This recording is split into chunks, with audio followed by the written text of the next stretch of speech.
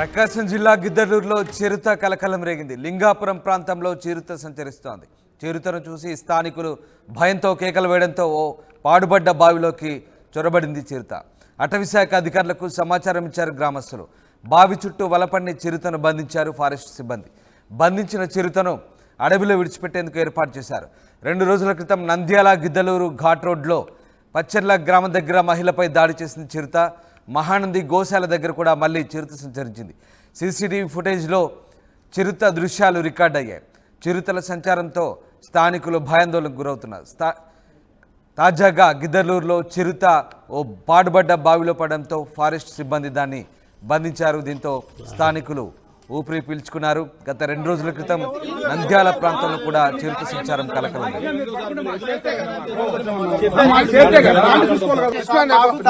మీరు ఎత్తకపోయేటప్పుడు మాకు చూపించి ఎత్తకపోవాల్సిందే. మీరు వదిలేసిన మాత్రం ఇంచు వెహికల్ కూడా పోనీయం. మాట్లాడే పద్ధతి కాదు. మీరు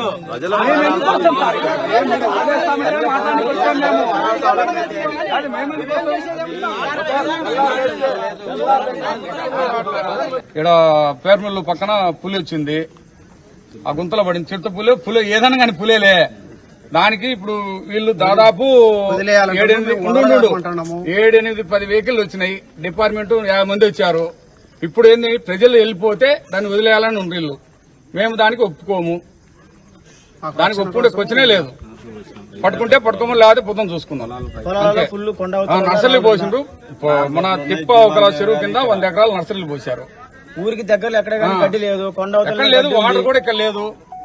పైకి పోవాల్సిందే. ఏదులు అక్కడ పోవాల్సిందే, పశువులు అక్కడ పోవాల్సిందే. మొత్తం కొండవతలు పోవాలి. ఏదైనా జరుగుతుంది కాబట్టి వదిలేస్తే మాత్రం ఒప్పుకోము. మాకు చూపించి మా పంచాయతీలో దాన్ని అప్పచెప్పిన తర్వాతనే తీసుకెళ్ళాలి. చూసిన తర్వాతనే తీసుకుపోవాలి. ఇక్కడికి వచ్చేది మేము దాదాపు 3 గంటలకు జరిగింది. 4 గంటలకు వాళ్ళకి తెలియజేసి 4 గంటలకు తెలియజేస్తే 6 గంటలకు వచ్చిన రోజు మేము అంతసేపు ఇక్కడి నుంచే ఉన్నాం. మమ్మల్ని మాట్లాడదాం 5 మంది రాని అంటారు. వస్తే మమ్మల్ని దొబ్బేసిండ్రు.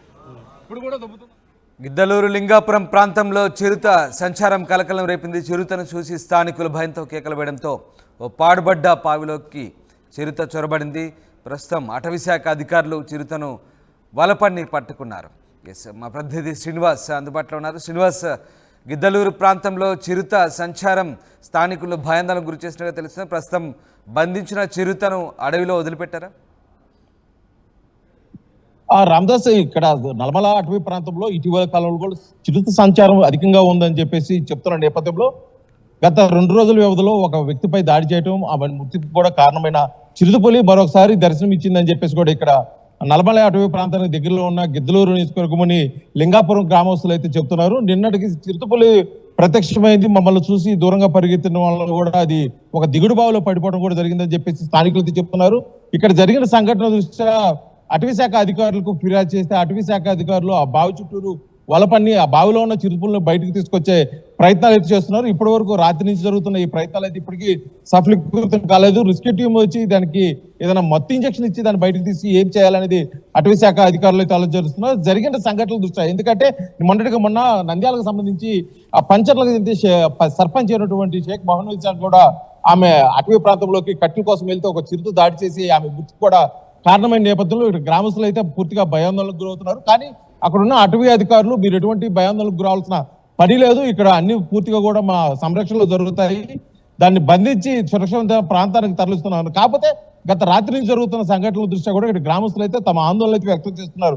ముఖ్యంగా గతంలో చిరుతపులను పట్టుకున్న, అదేవిధంగా ఆ ప్రాంతంలో ఏదైనా క్రూరముగా పట్టుకున్న నేపథ్యంలో దగ్గరలో ఉన్న అడవిలో వదిలివేయటం వల్ల మరోసారి అవి గ్రామాల్లోకి రావడం, దాడులు చేయడం, పశువుల్ని అదేవిధంగా ఎవరైనా అడవిలోకి వెళ్ళిన వారి మీద కూడా దాడులు చేయడం జరుగుతుంది. కాబట్టి ఇది మరోసారి పునరావృతమయ్యే అవకాశం ఉంది. ఎందుకంటే నిన్నటికి నిన్న ఒక మనిషి మృతికి కారణమైన చిరుతపులి ఒకే చిరుతపుల, లేకపోతే ఆ ప్రాంతంలో ఎన్ని చిరుతపులు తిరుగుతున్నాయి, ముఖ్యంగా ఇటువంటి సమయంలో ఈ చిరుతపులి ఇక్కడ సంచారం ఎందుకు చేస్తున్నారు అయితే ఆ గ్రామస్తులు అయితే పూర్తిగా భయాందోళనకు గురవుతున్నారు. నిన్నటి నుంచి అటవీశాఖ అధికారులతో అయితే వాగ్వాదానికి కూడా దిగుతున్న పరిస్థితి. ఎందుకంటే ఖచ్చితంగా చిరుతపుల్ని మాకు చూపించి బంధించిన తర్వాత మాకు చూపించే దాన్ని దూర ప్రాంతాలకి అంటే ఆ జూకి తీసుకెళ్తారా, లేకపోతే మరేదైనా అడవిలో వదిలిపెడతారా? ఈ చుట్టుపక్కల అడవిలో వదిలిపెడితే మట్టికి మేము గ్రామస్తులుగా మేము ఊరుకోము, మేమైతే వాహనాలు కూడా అడ్డుకుంటామని చెప్పేసి పరోక్షంగా హెచ్చరిక జారీ చేస్తున్న పరిస్థితి అయితే అటవీ శాఖ అధికారులు ఉంది. కానీ అటవీ శాఖ అధికారులు ఉన్న సమస్య ఇప్పుడు బావులో ఏదైతే ఉందో చిరుతపులి, ఆ చిరుతపులిని బయటికి ఏ విధంగా తీసుకురావాలి, ఎందుకంటే అది దిగుడు బావి దాదాపు సుమారు ఒక 20 అడుగుల లోతులో ఉన్న ఆ దిగుడు బావి, ఎందుకంటే అది మూతపడిన ఒక పేపర్ మిల్లోని వాడకంలో లేనటువంటి దిగుడు బావిలో పట్టడం వల్ల దానికి మెట్లు లేవు, తీసుకొచ్చడానికి కూడా వీలు లేని పక్షంలో అక్కడ ఏ విధంగా బయటకు తీసుకురావాలని ఆలోచిస్తున్నారు. రెస్క్యూ టీమ్ కూడా ఆ షార్ప్ షూటర్స్ ఎవరైనా మొత్తం ఇంజక్షన్ షూట్ చేసి దాన్ని స్పృహ కోల్పోయిన తర్వాత బయటకు తీసే ఉద్దేశంతో అయితే ఆ రెస్క్యూ టీం కూడా ఇక్కడికి రావడం జరిగింది. కాకపోతే వాళ్ళు షూర్గా వాళ్ళని షూట్ చేస్తారా లేదా చిరుతపులు తప్పించుకుంటే పరిస్థితి ఏంటి? ఎందుకంటే గత 24 గంటలు సుమారు 18 గంటల నుంచి అటవీ శాఖ అధికారులు అక్కడికి సంబంధించిన గ్రామస్తులు కూడా ఆ బావి చుట్టూరు ప్రదక్షిణ చేస్తున్న పరిస్థితి. కానీ చిరుతపుల వారి ఆధీనంలోకి వచ్చినట్టు ఇప్పటివరకు అయితే కనిపిస్తున్న పరిస్థితి. అటవీ అధికారులు అయితే బావి చుట్టూ కూడా పూర్తిగా వారి ఆధీనంలోకి తీసుకున్నారు. ఆ ప్రాంతానికి ఎవరికి రాకుండా, ఎందుకంటే ప్రమాదం జరిగే అవకాశం ఉంది. ఒకవేళ చిరుతపులి దానికి ఎందుకంటే స్వతహాగా చెట్లు గుట్లు ఎక్కే అలవాటు ఉంటుంది కాబట్టి ఒకవేళ బావి పరిగెత్తుకుంటే ఎక్కి బావిని దూకిన సందర్భంలో కూడా ప్రజలకి ప్రమాదం చేకూరే అవకాశం ఉంది. కాబట్టి ప్రజలు కూడా దగ్గర ఎవరు లేకుండా చూస్తున్నారు. అదేవిధంగా చిరుతలు ఎట్టి పరిస్థితుల్లో బంధించి మేమైతే సురక్షిత ప్రాంతాలకి ప్రజలకు మంచి చేసే విధంగా అయితే మేము చేస్తూ ఉన్నారు. కానీ ఇక్కడ గ్రామస్తులు అయితే పూర్తిగా వ్యతిరేకిస్తున్న పరిస్థితి అయితే కనిపిస్తుంది రామదాస్. ఎందుకంటే ఈ గత 2 రోజుల నుంచి జరుగుతున్న సంఘటనల దృష్ట్యా చిరుతపులి కానీ మరొకసారి దగ్గరలో ఉన్న అడవి ప్రాంతానికి తీసుకెళ్తే ఇక్కడ 100 సంఖ్యలో పశువులు ఉన్నాయి. వాటిని మేపుకునేందుకోసం కూడా దగ్గరలో ఉన్న మేము అడవికి వెళ్తుంటాము.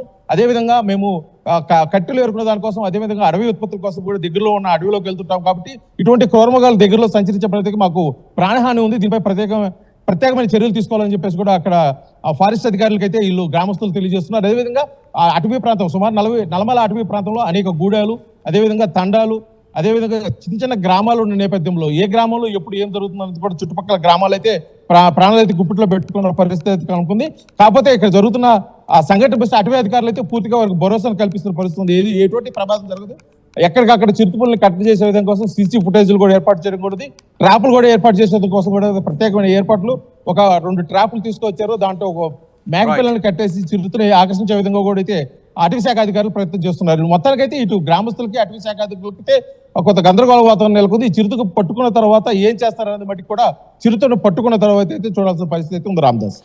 రైట్. 2 రోజుల క్రితం నంద్యాల గిద్దలూరు ఘాట్ రోడ్లో పచ్చెర్ల గ్రామం దగ్గర మహిళపై చిరుత దాడి చేసింది.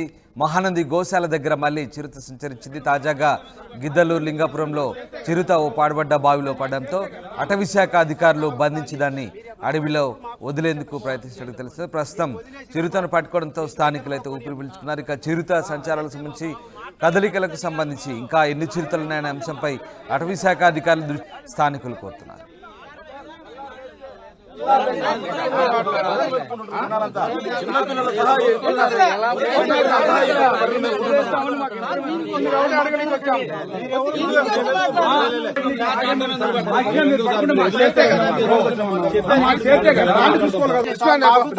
మీరు ఎత్తకపోయేటప్పుడు మాకు చూపించి ఎత్తకపోవాల్సిందే.